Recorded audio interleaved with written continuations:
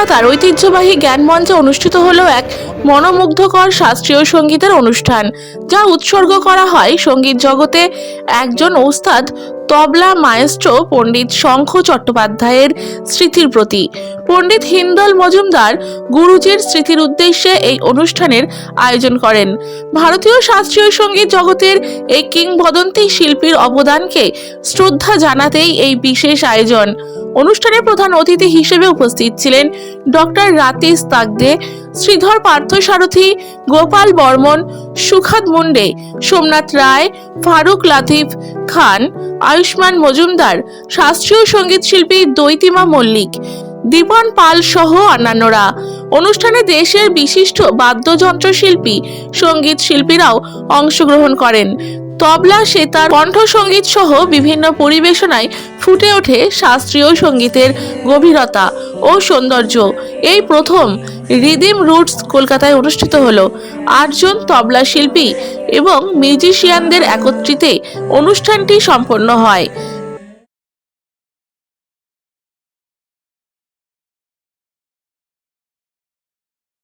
শিল্পীদের প্রতি পরিবেশনা যেন পণ্ডিত শঙ্খ চট্টোপাধ্যায়ের সঙ্গীত সাধনার প্রতি এক বিনম্র শ্রদ্ধার্ঘ।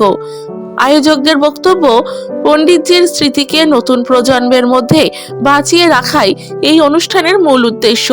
সঙ্গীতপ্রেমী দর্শকদের উপস্থিতিতে জ্ঞান মঞ্চের পরিবেশ হয়ে ওঠে আবেগ ঘন।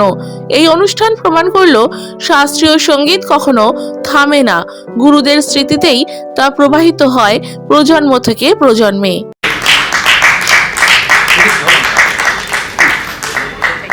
আচ্ছা, এর মধ্যে কি কি আছে?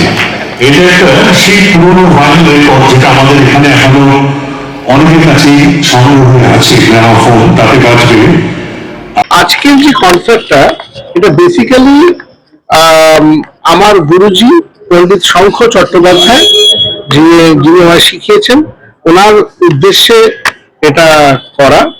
এবং এটা একটা স্পেশাল আইটেম এবছর হচ্ছে এখানে, সেটা হচ্ছে রিদম রুটস, যেটা আমার একটা টিম তৈরি হয়েছে, যেটা comprising of rhythm and melody.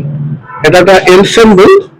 এখানে different percussion instrument, of course Indian percussion instrument আছে, পরে আমরা অন্য কিছুর সঙ্গে ব্লেন্ড করবো কিনা ভেবে দেখবো, কিন্তু বর্তমানে যত পারকাশন ইনস্ট্রুমেন্ট আছে, তবলা, পাখওয়াজ এবং তারপরে মৃদঙ্গম, তারপরে তো একটু গঞ্জিরাও বাজবে, আচ্ছা, তারপরে ঘাটাম এবং ভায়োলিন এবং সারেঙ্গি আমাদের সঙ্গে একটা মেলোডি অ্যাকম্পানিমেন্ট বা মেলোডি হিসেবে কাজ করবে for a relief from rhythm.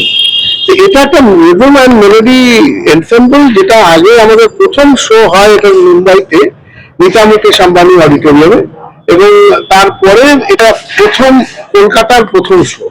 তো আর এই শোটা বেসিক্যালি আ ট্রিবিউট টু উস্তাদ Zakir Hossain, who is a legend, of course, of the tabla world and the percussion world, everybody knows.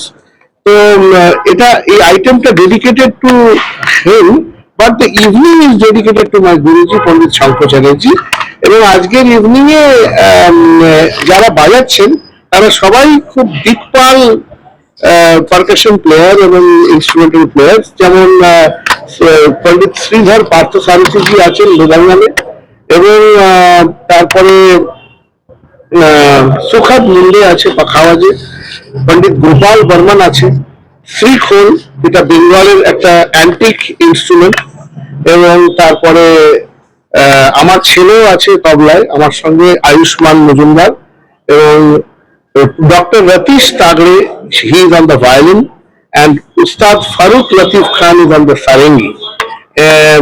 এই যে টিমটা, it's an 8-member team comprising of melody and rhythm. So এটার জন্য we are looking forward for the first time in this concert.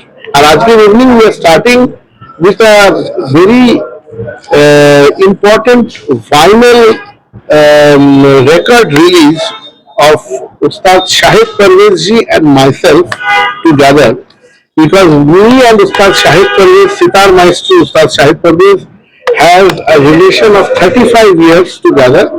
So this marks the 35th year we are releasing a vinyl LP record. আজকাল বিদেশে আবার এলপির যুগ ফিরে আসছে, সেটা একটা ব্ল্যাক রেকর্ড আমরা প্রডিউস করছি। এটা সুনন্দা রেকর্ড বলে আমার মায়ের নামে একটা কোম্পানি আছে, সেটা থেকে উই আর রিলিজিং দিস। এবং আজকে যারা এসেছেন এখানে তার মধ্যে ওস্তাদ কাদির খান সাহেব, পণ্ডিত আলোক লাহিড়ী, ডক্টর গৌতম দে অনেকেই থাকবেন যারা এটাকে রিলিজ করবেন। এবং তারপরে আমরা একটা ছোট্ট মিউজিক শুরু করব, সেটা হচ্ছে শুরুতে আমাদের একজন ইয়াং ভোকালিস্ট আছে, তার নাম হচ্ছে দিয়োত্তমা মল্লিক। সে আগ্রা ঘরানার ক্লাসিক্যাল ভোকাল প্রেজেন্ট করবে। This is the total evening today. যে ক্লাসিক্যাল মিউজিকের প্রতি মানুষের যে ভালোবাসা, সেটা বিগত আমি লক্ষ্য করছি বিগত 5-6 বছর ধরে যে পরিমাণে কোভিডের পরে বিশেষ করে ক্লাসিক্যাল মিউজিকের প্রতি মানুষের যে আকর্ষণ বা ভালোবাসা বেড়েছে, এটা অভাবনীয়। এবং ইন্ডিয়ান ক্লাসিক্যাল মিউজিকের যে ডেপথ, তার যে গভীরতা, সেটা তো সারা পৃথিবীর লোকরা জানে। তো দুঃখের কথা যে আমরা যদি ইয়াং জেনারেশনকে যদি এখানে না আনতে না পারি, তাহলে তারা যে জীবনে কী মিস করবে সেটা মানে খুব আক্ষেপের ব্যাপার আর কি।